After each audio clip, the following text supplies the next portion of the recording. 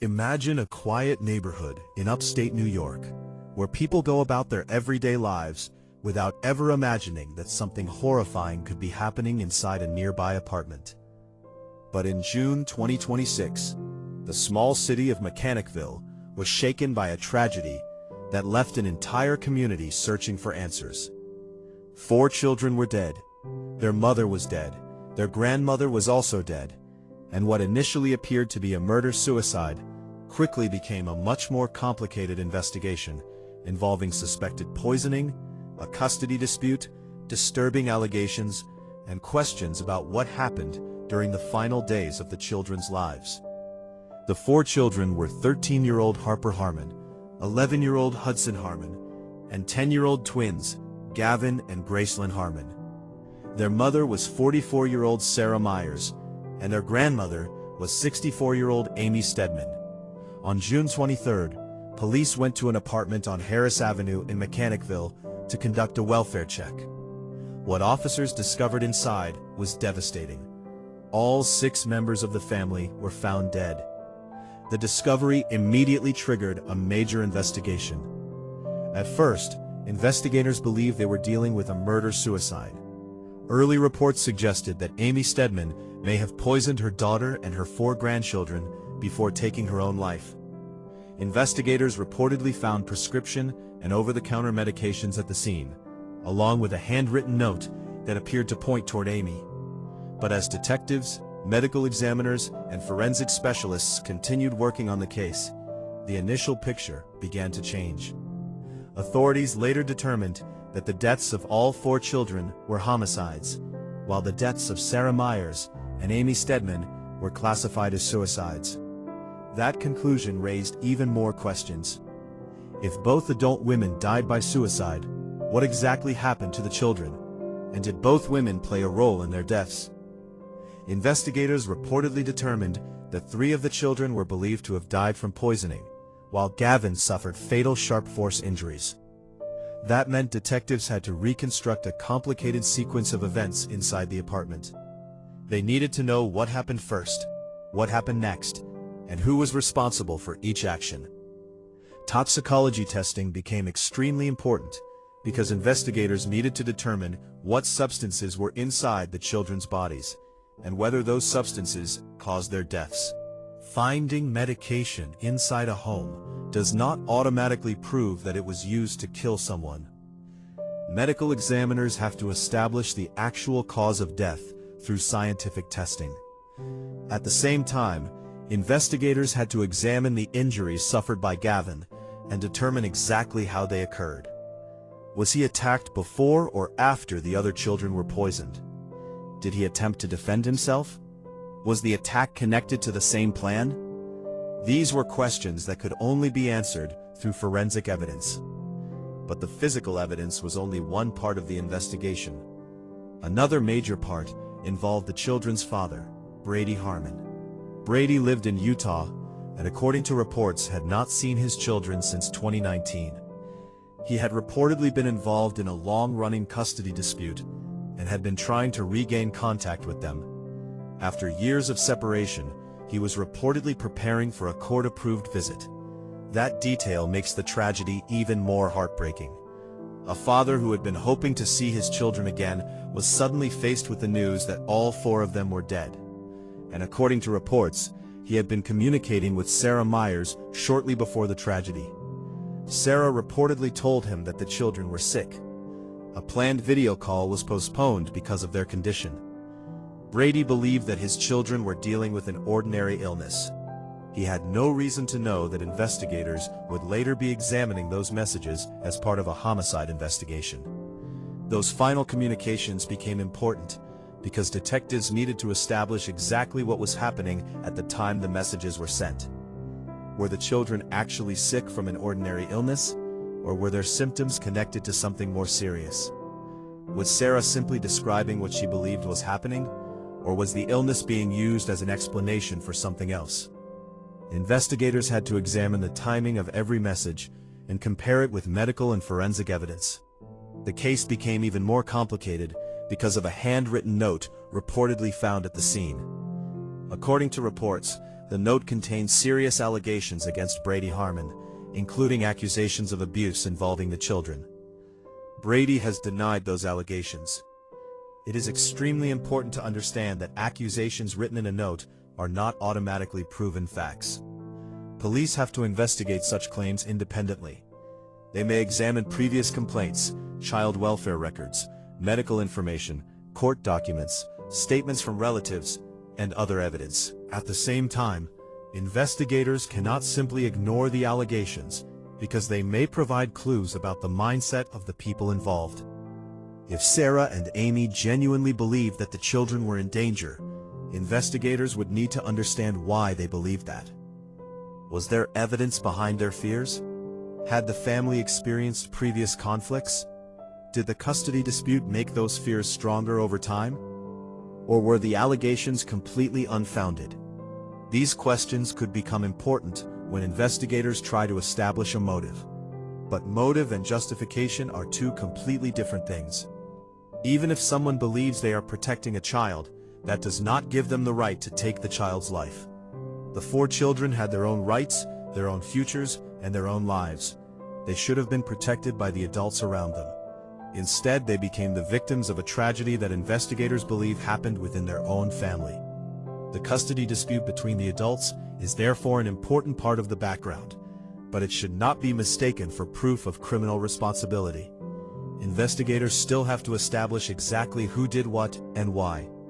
Another question involves the role of Sarah Myers.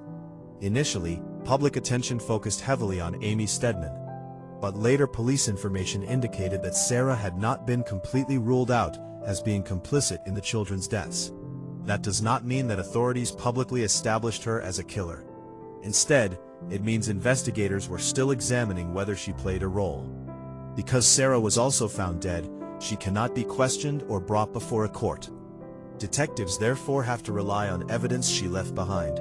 Her phone, messages, internet searches, location data, financial records, medication purchases, and other digital information could potentially help investigators understand what happened. Digital evidence can be extremely important in modern investigations. A search history can sometimes show what someone was researching. Messages can reveal communication between people. Location records can help establish where someone was at a particular time. Purchases can sometimes show preparation. But each piece of evidence must be interpreted carefully. Searching for information about a medication does not automatically prove criminal intent, and receiving a message does not automatically prove that someone knew about a crime. Investigators have to connect different pieces of evidence and determine whether they support the same timeline. That timeline is one of the most important mysteries in the Mechanicville case. Reports indicate that investigators believe the deaths occurred days before the bodies were discovered. That means there may have been a significant period during which the family was already dead, while the outside world remained unaware. The welfare check eventually brought police to the apartment and exposed what had happened. For the community, the discovery was devastating. Neighbors had seen the family. People knew the children lived nearby.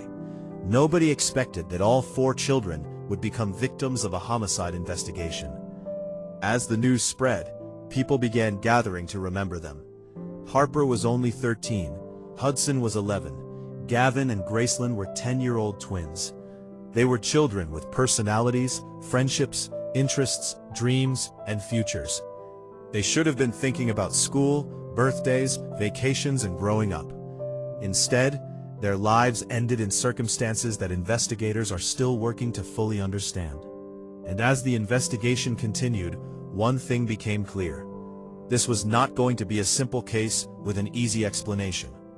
The evidence pointed toward a much darker and more complicated story, and investigators still had to answer the most important question of all.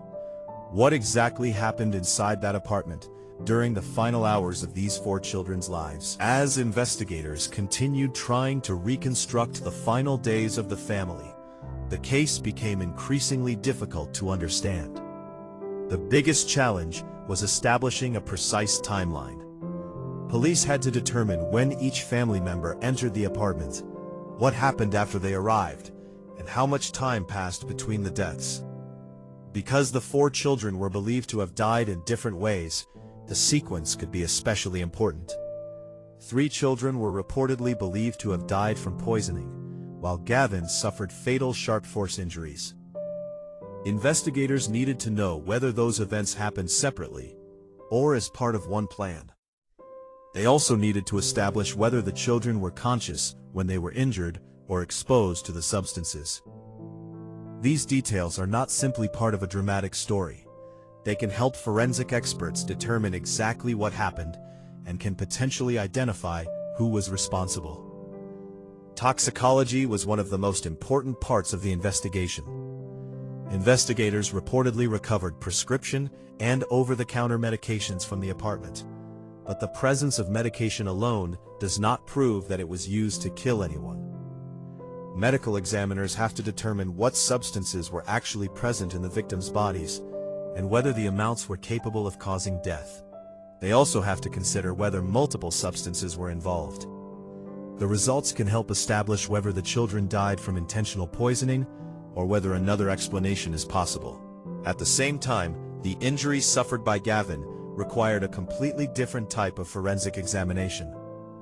Investigators had to determine what caused the injuries, whether the injuries occurred before death, and whether Gavin may have tried to defend himself.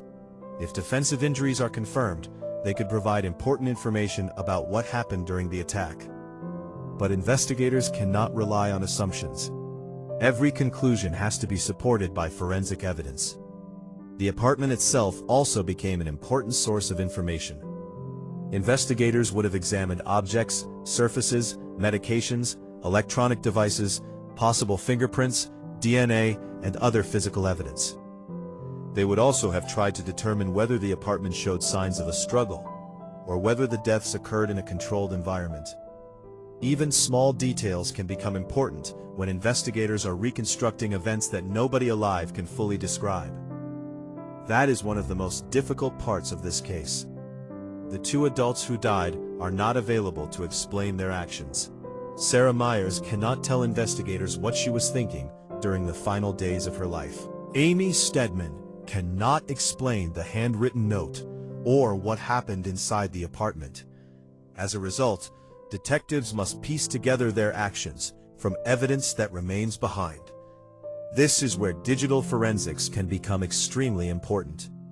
Investigators may examine text messages, phone calls, internet searches, social media activity, location records, emails, and other digital information. Sometimes a person's phone can reveal what they were thinking about or planning shortly before an incident. But digital evidence must also be interpreted carefully. A single search can have many explanations. A single message can be misunderstood when it is removed from its original context. Investigators therefore look for patterns rather than relying on one isolated piece of information. They may compare search history with purchases, messages, and physical evidence from the crime scene. If all of those pieces point in the same direction, the evidence becomes much stronger. Another major part of the case is the relationship between Sarah Myers and her mother, Amy Stedman. Investigators need to determine whether the 2 women acted together or whether one played a greater role than the other. The fact that both women died by suicide does not automatically explain their individual actions. It is possible that they had different motivations, different levels of involvement, or different beliefs about what they were doing. Police have to examine their communications and personal history to understand the relationship. The custody dispute involving Brady Harmon may also be part of that investigation. According to reports, Brady had been separated from his children for several years and was working through the legal system to regain contact. He was reportedly expecting to see them again. That makes the timing of the tragedy particularly painful. After years without seeing his children, he was preparing for a reunion that would never happen. Instead, he learned that all 4 of his children had died. Reports indicate that some of the final communication between Sarah and Brady involved the children being sick. At the time, there was no obvious reason for him to believe that the situation was dangerous. He believed the children were simply unwell. Looking back, those messages became much more disturbing. Investigators now have to ask whether the illness was connected to the poisoning, and whether anyone deliberately tried to make the situation appear normal. If the children were experiencing symptoms from medication or another substance, their messages could provide valuable information about the timeline. One reported message from Graceland has received particular attention. According to reports, the child complained of severe pain and questioned why she was not being allowed to vomit. If that message is confirmed, and its timing is established, it could help investigators understand what she was experiencing before her death. But investigators must still determine who was present, who received the message, and what happened afterward. It is possible that the message represents only one moment in a much longer sequence of events. Another important question is why the children were at their grandmother's apartment. Reports indicate that Amy Stedman lived in the apartment where the bodies were discovered, while Sarah and the children lived elsewhere in the same complex. Investigators therefore need to understand why all 4 children were inside Stedman's apartment. Were they visiting their grandmother? Were they brought there for a specific reason? Did someone make arrangements for them to be together? Establishing the answer could help explain the beginning of the final sequence. Investigators may use witness statements, security footage, phone location information, and other records to determine when the family members arrived. They may also examine whether anyone saw the children during the days leading up to the deaths. Another issue is the length of time between the suspected deaths and the discovery of the bodies. If the children died days before police arrived, investigators must determine what happened during that period. Did anyone attempt to contact the family? Did anyone notice that the children were missing? Were there missed calls or unanswered messages? Did neighbors see unusual activity? These details can help establish whether someone knew the family was in danger, and whether anyone had an opportunity to intervene. The fact that the bodies were discovered during a welfare check also raises difficult questions about communication. A welfare check is normally conducted because someone is worried about a person's safety. In this case, that concern ultimately led to the discovery of 6 deaths. For the people who requested or supported the welfare check, the outcome must have been devastating. Instead of finding a family that simply needed help, police found a scene of mass death.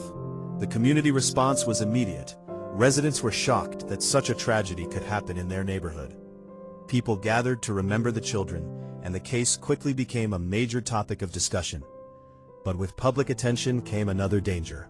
True crime cases can generate speculation very quickly, especially when the details are confusing. People may create theories based on incomplete information, social media posts, or early reports that later change. That is why it is important to separate confirmed facts from allegations and theories. The father's accusations against him remain allegations that he denies. The motives investigators are considering are still part of the investigation. And the exact role of Sarah Myers cannot simply be assumed based on early reports. The official findings matter more than speculation. Another important point is that the investigation does not necessarily end when police announce a cause of death. Medical findings can answer how someone died, but they may not fully explain why it happened or who was responsible. That is where detectives continue their work. They have to connect motive, opportunity, physical evidence, and digital evidence. In this case, they also have to understand the psychological and family dynamics that may have existed before the deaths. If the adults believe that the children were in danger from their father, investigators need to know what created that belief. If the allegations were unsupported, they need to understand why those accusations appeared in the first place. If there was a genuine family conflict, they need to determine how it developed and whether it escalated over time. None of these questions can be answered simply by looking at the final crime scene. Investigators have to look backward, sometimes months or years, to understand the circumstances that brought the family to that moment. The tragedy also raises broader questions about child custody disputes and the responsibility of adults to keep children away from dangerous conflicts. Children should never become weapons in disputes between adults. They should not be forced to choose sides, and they should not be placed in situations where adult anger or fear puts their safety at risk. Whatever the final motive turns out to be, the children were not responsible for the conflict around them. They were innocent victims. And that is perhaps the most heartbreaking fact in the entire case. 4 young lives were taken, and none of the children had any control over the circumstances that led to their deaths. As investigators continue examining the evidence, the community is left with grief, questions, and the hope that the complete truth will eventually be established. But before that can happen, detectives still have to solve one of the most difficult parts of the case: determining exactly what happened between the first signs that something was wrong and the moment the 4 children took their final breaths. As investigators continue working to understand the final moments of this tragedy, one thing remains painfully clear: 4 children lost their lives in circumstances that no family should ever have to face. Harper, Hudson, Gavin, and Gracelyn were children with their entire futures ahead of them. They should have been growing up, going to school, spending time with friends, celebrating birthdays, and creating memories with their family. Instead, their lives ended inside an apartment in Mechanicville, New York, and their deaths left an entire community asking how something so devastating could happen. The investigation may eventually provide more answers about the exact sequence of events, the role of the adults involved, and the motive behind the killings. But no explanation can bring the children back. The allegations surrounding their father, the custody dispute, the handwritten note, the suspected poisoning, and the deaths of Sarah Myers and Amy Stedman all form pieces of a complicated investigation. Until authorities establish the facts through evidence, it is important not to treat accusations or theories as proven truth. What matters most is that the children are remembered as real people, not simply as names in a shocking crime story. Their lives mattered, and their families and community will carry their memories long after the investigation ends. This case also reminds us that when family conflict becomes intense, children can sometimes become caught in situations they did not create and cannot control. Adults have a responsibility to protect children from those conflicts, and authorities have a responsibility to take genuine safety concerns seriously. Whether any warning signs were missed in this particular case is something investigators and officials may continue examining. But the hope is that by understanding what happened, future tragedies can potentially be prevented. For now, the biggest unanswered questions remain. What exactly happened inside that apartment? Why were the children killed? What role did each adult play? And could anything have been done differently before it was too late? Those questions may take time to answer. Investigators will continue relying on toxicology, forensic evidence, digital records, witness statements, and the family's history to reconstruct the truth. And as the investigation develops, new information may change parts of the story that are currently unknown. For the people who loved these children, however, the most important thing is not the headlines or the theories. It is remembering Harper, Hudson, Gavin, and Gracelyn for who they were, and recognizing the future they should have had. Their story is a reminder that behind every true crime headline are real people, real families, and real lives permanently changed by tragedy. If you found this story informative, make sure to like the video, subscribe to the channel, and turn on the notification bell for more true crime stories. And remember, when a case is still developing, always separate confirmed facts from allegations and investigative theories. The truth should come from evidence, not rumors. Thank you for watching, stay safe, and I'll see you in the next video.